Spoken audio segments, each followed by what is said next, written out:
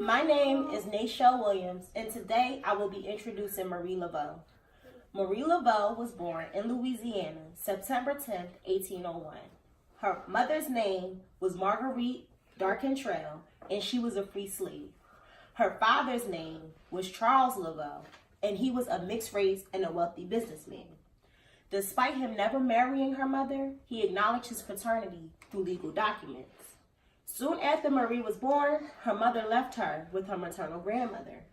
She raised her Catholic, and despite being mostly known for being a voodoo high priestess, she was the first woman born free in her family.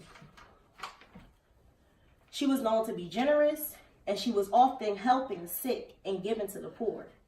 She was a devout Christian, and she often attended daily mass. These qualities were unfortunately overshadowed by the media's misconception of her. John Kendall was a self-proclaimed expert on Marie-Laveaux. He wrote, "After dark, you might see carriages roll up to Marie's door, and veiled ladies, elegantly attired, descend and hurry in to buy whatever the old witch had to sell. An errant fraud, no doubt, but money poured into her lap." These were the misconceptions that overshadowed Marie-Laveaux's true personality. These misconceptions only came about because of the Haitian Revolution. This was in 1791. In the 1700s, New World colonies brought slaves from Africa to places like Saint Domingue, Cuba, Brazil, and Louisiana. Voodoo is a combination of New World religions and African practices passed down from generation to generation. Because these were religions and practices that slave owners never seen before, they automatically considered them to be uncivil and something evil or taboo.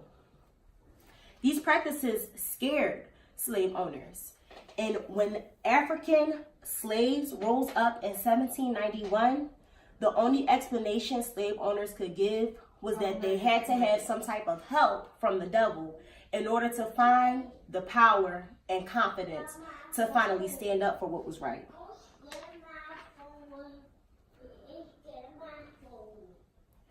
Despite the rumors and the misconceptions of Marie-Laveaux, she still was considered to be a very powerful person in her community. She was a devout Christian and a staple in her community. She held a very high status, and I believe this is where her dislike came from. It was very uncommon for Black women of this time to be independent. Marie-Laveaux was of color, she was free, she owned her own home, she took care of her children, and she stood on her own 2 feet. She did this in Louisiana, a state that was prominent in racism and slavery. It would be taboo for a Black woman in that time to be so independent. So the only way that white men could fathom the idea of her being that powerful was if they let it off as an excuse of she made a deal with the devil. Voodoo is supposed to be about protection.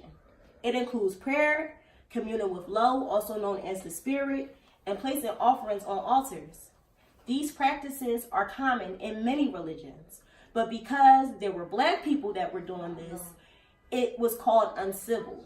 And white slave owners automatically believed that anytime a Black person communed or prayed or did any ritualistic act, it was because they were trying to defeat them.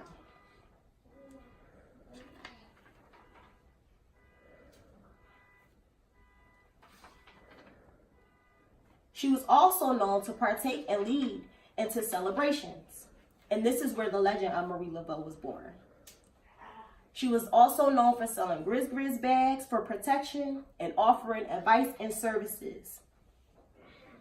Rumor says that she conjured the great serpent until she was filled with the spirit of love while proudly wearing her Queen of Voodoo crown. To me, this sounds just like a mythical creature from a fairy tale. Because in reality, that's all it is. Marie-Laveaux was a mother, Marie-Laveaux was a daughter, and she was a very hard worker. Her grandmother raised her to be a devout Catholic, and she proved that by her actions every single day. Despite people like John Kendall trying to paint her in a negative light, she proved through her actions every day just how good she was. How long is that? The end. It's my turn. Okay, it's your turn. Okay. Oh, my